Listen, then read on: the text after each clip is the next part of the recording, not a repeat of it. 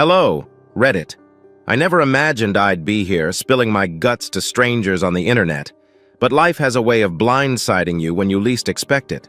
My wife, Jessica, and I have been together for 8 years, married for 5. We met in college, one of those classic stories where the shy guy somehow lands the girl everyone else wanted. She was everything to me. Beautiful, smart, and with a laugh that could light up a room. Our relationship started off like a dream. We were inseparable, doing everything together. We got married, bought a house, even talked about starting a family soon. I thought we were solid. Sure, we had our ups and downs like any couple, but nothing I'd ever considered out of the ordinary. But about a year ago, things started to change. At first, it was small stuff, Jessica being more distant, spending more time on her phone, laughing at texts she wouldn't share with me. She started going out more, with vague excuses about work meetings or catching up with old friends I'd never heard of. I tried to brush it off, thinking maybe she was just stressed or needed some space. After all, we'd been together for so long, maybe this was just a phase, but that nagging feeling wouldn't go away. It was like there was this invisible wall between us, something I couldn't quite put my finger on.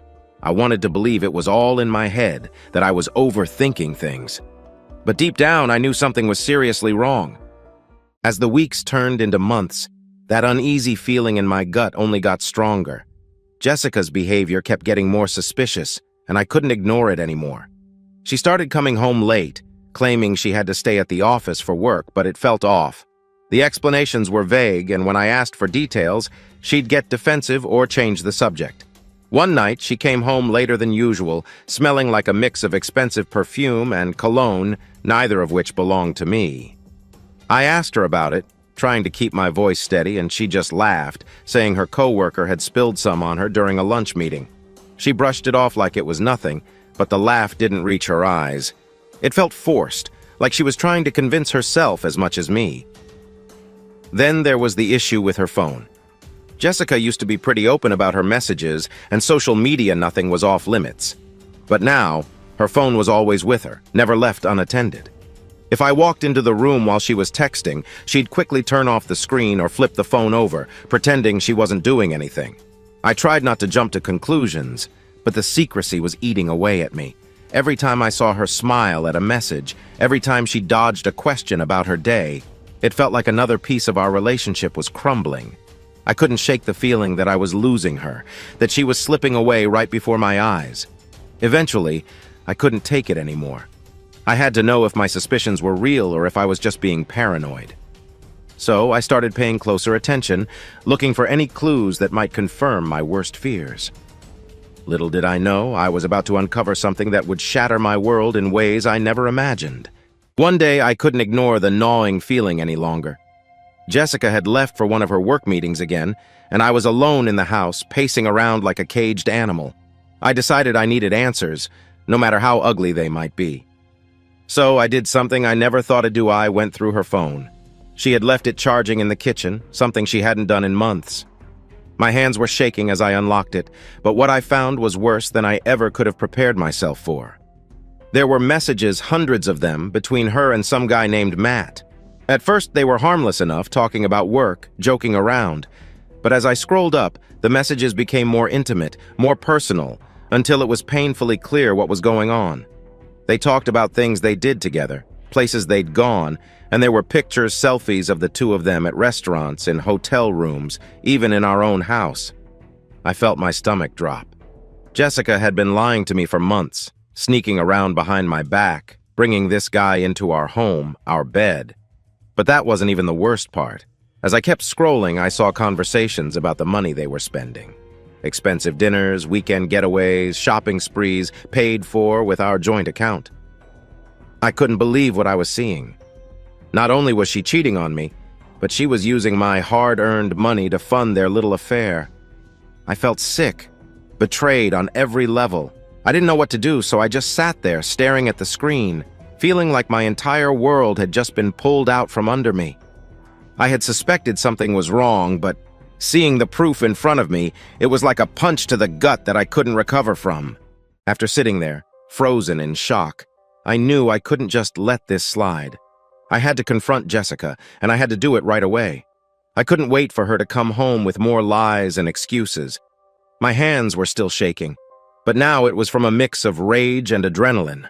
I called her, trying to keep my voice steady as I asked when she'd be back. She said she'd be home in an hour, completely unaware that I knew everything. When she walked through the door, she gave me that fake smile she'd been using so much lately, like nothing was wrong. But I couldn't pretend anymore. I stood there in the living room, phone in hand, waiting for her to notice the look on my face. When she did, her smile faded. "What's wrong?" she asked, trying to sound concerned. But I could see the panic in her eyes. She knew. "Who the hell is Matt?" I said, my voice low but steady. The color drained from her face.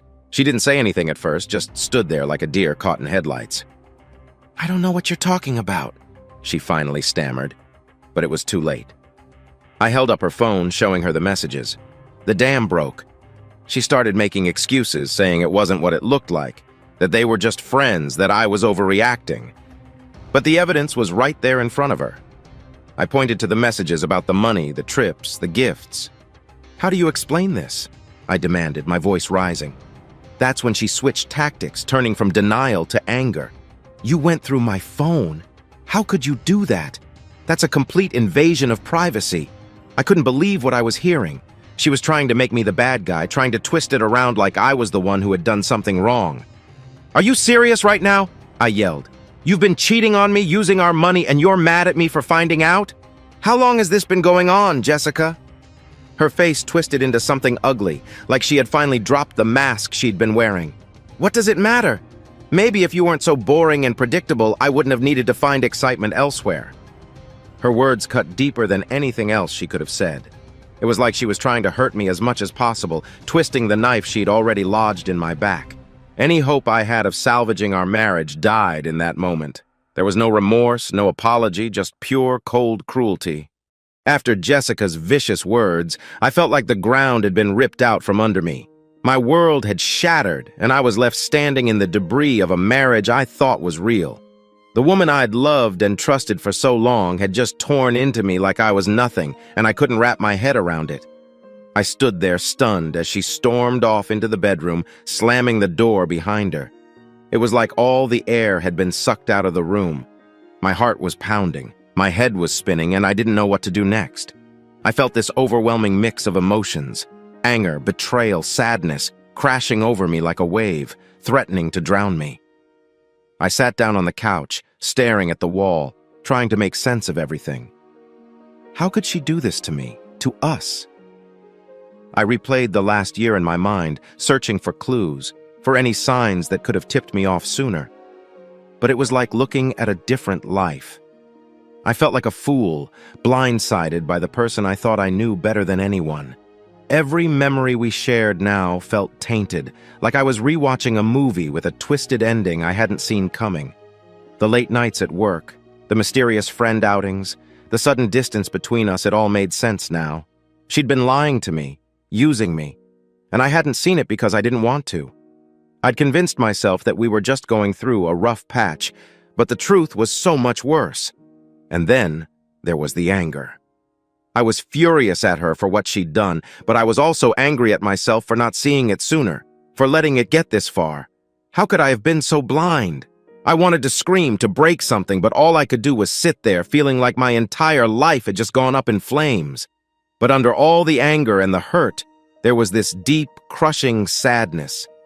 I felt like I had lost not just my wife, but my best friend, my partner, the person I thought I'd spend the rest of my life with. That realization hit me harder than anything else. The future it imagined, the life we were supposed to build together, it was all gone now.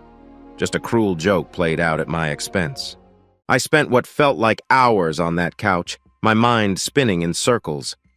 Jessica stayed locked in the bedroom, probably hoping I'd just cool down and things would blow over. But I knew there was no going back to the way things were. The trust was gone, shattered beyond repair, and the person I thought I'd spend my life with had turned out to be a stranger. Eventually, I forced myself to get up. I needed to think clearly, to figure out what to do next. I walked through the house, trying to clear my head. But everywhere I looked, I saw reminders of what we used to have photos of us on vacations, the furniture we picked out together, even the stupid little decorations Jessica insisted on buying for every holiday. It was all tainted now, reminders of a life that had been nothing but a lie. But then, I remembered the messages, the money she'd been spending on her affair. I needed to protect myself to make sure she couldn't take any more from me. I grabbed my laptop and logged into our bank accounts, checking the transactions. There it was, clear as day. Withdrawals, charges at expensive restaurants, hotel bookings, thousands of dollars gone, funneled into her little secret life with Matt. That's when something in me snapped. I wasn't going to let her get away with this. She had used me, lied to me, and now she was going to pay for it. I transferred every cent out of our joint accounts into my own, making sure she couldn't touch a dime. Then, I gathered all the evidence, the bank statements, the text messages, the photos, and backed them up on a drive. If she wanted to try and fight me for anything, I'd be ready. But I wasn't done yet. I needed to hit them where it hurt. I didn't care about the money or the things she'd bought with it, but I wanted them to feel the consequences of their actions. I knew Matt worked at a local business, so I made an anonymous call to the police reporting him for theft. It wasn't entirely true, but he had been spending money that didn't belong to him, and I wanted him to suffer as much as I was. Finally, I contacted a lawyer. I needed to get the divorce papers in order fast. I didn't want to spend another minute tied to Jessica, and I wanted her to know I wasn't messing around. This wasn't just a rough patch or something we could fix with therapy. It was over, and I was going to make sure she understood that. By the time I finished, it was late, and I was exhausted. But there was a strange sense of calm that came with taking action. I had been blindsided, betrayed, but now I was in control again. The next steps were clear, and I wasn't going to let Jessica or Matt drag me down any further. They had made their choices, and now it was time for me to make mine. The next morning, I woke up feeling drained, like I hadn't slept at all. But the anger that had fueled me the night before was still there, simmering just beneath the surface. I knew what I had to do next, and I wasn't going to waste any more time. I called Jessica out of the bedroom. She walked into the living room with that same defensive look on her face, as if she was ready to continue the argument from the night before. But I wasn't interested in fighting. I was done with the talking. I handed her the divorce papers without saying a word. The look on her face was priceless. Her eyes widened, and for a moment she just stared at the papers like she couldn't believe what she was seeing. "What the hell is this?" she demanded, her voice rising with panic. "It's over, Jessica," I said, my voice cold and steady. "You made your choices, and now you're going to live with them. I've already drained our accounts, so don't even think about trying to take anything more from me. And as for your little boyfriend, he's about to get a visit from the police." Her face twisted in anger, and she started to say something, but I cut her off. "Don't even try to spin this around on me. You've been lying, cheating, and using me for months. I'm done playing the fool. You wanted excitement? Well, here it is. Now get out of my house." She looked like she was about to explode, her eyes burning with a mix of rage and fear. "You can't do this!" she screamed. "You're overreacting! We can work this out!" But I just shook my head. "There's nothing left to work out. You killed whatever we had the moment you brought him into our lives. Now pack your stuff and go. Am done." For a moment, I thought she might lash out, that she'd try to hit me or throw something, but instead she just stood there, shaking with anger and disbelief. Finally, she turned on her heel and stormed back into the bedroom to start packing. I watched her go, feeling a strange mix of satisfaction and emptiness. I had won, but it didn't feel like a victory. All I felt was a deep sense of loss, like I had cut out a piece of myself to get rid of her. But I knew it had to be done. There was no going back from what she had done, no way to rebuild the trust she had shattered. As I listened to her throw her things into a suitcase, I felt a weird sense of calm wash over me. The hardest part was over. I had taken control of the situation, and now I just had to see it through to the end. Soon, she'd be gone, and I could start figuring out how to move on with my life. Without her, without the lies, without the betrayal. After Jessica stormed off to pack her things, I sat back on the couch, trying to process everything that had just happened. I could hear her in the bedroom, slamming drawers and throwing clothes into her suitcase. The anger in her movements was almost palpable, but I didn't care anymore. She was finally getting what she deserved. When she came back into the living room, her suitcase was stuffed to the brim, and she had a scowl on her face that could have curdled milk. "You're really going to do this?" she snapped, her voice laced with venom. "Throw away everything we had?" I looked her straight in the eye, feeling nothing but cold resolve. "You threw it all away the moment you started lying to me," I said calmly. "There's nothing left to save." She huffed in frustration, yanking her suitcase toward the front door. But as she was about to leave, something in me couldn't resist one final twist of the knife. "Oh, and Jessica," I called out, making her pause. "You might want to tell Matt to watch his back. The police should be knocking on his door any minute now." She froze, her hand on the doorknob. Slowly, she turned to look at me, her eyes wide with a mix of shock and fear. "What did you do?" she whispered, her voice trembling for the first time since this all started. I smiled, a cold, satisfied smile that probably looked as twisted as I felt. "I reported him for theft. You two were spending our money like it was your own little piggy bank. Let's see how he enjoys that excitement when he's dealing with the cops." For a moment, she looked like she might argue, like she might try to defend him or herself. But then, she just shook her head, muttering something under her breath that I couldn't quite catch. Without another word, she yanked the door open and dragged her suitcase out, slamming the door behind her with a final resounding thud. As soon as she was gone, I felt a strange sense of relief. The house was quiet, empty, but it didn't feel like a loss anymore. It felt like I had just taken out the trash. She and Matt had been playing me for a fool, but now the tables had turned. I could only imagine the chaos that was about to unfold in their little world, the perfect storm I had set in motion. The thought of them scrambling to deal with the mess they'd made, panicking over the police report, and realizing they had lost everything brought me a grim sense of satisfaction. They had underestimated me, thought I'd just roll over and let them walk all over me. But they were wrong. I wasn't the passive, clueless husband they'd taken me for. I had hit back, and I'd hit hard. Now, with Jessica gone, I could finally start picking up the pieces of my life. The wreckage of our marriage was still there, but it didn't seem as daunting anymore. I had made my stand, and now it was time to rebuild. After Jessica walked out that door, I sat there in the silence of the house, trying to absorb everything that had just happened. The weight of it all hit me in waves, first relief, then exhaustion, then a profound sadness. I was finally free from her lies and betrayal, but at the same time, I was alone. The life we had built together was gone, and all that was left were memories that felt more like wounds. I spent the next few days in a strange fog, going through the motions of life but not really feeling present. I called out of work, needing time to process everything, but staying home just meant more time to think, to relive every painful detail of what I'd uncovered.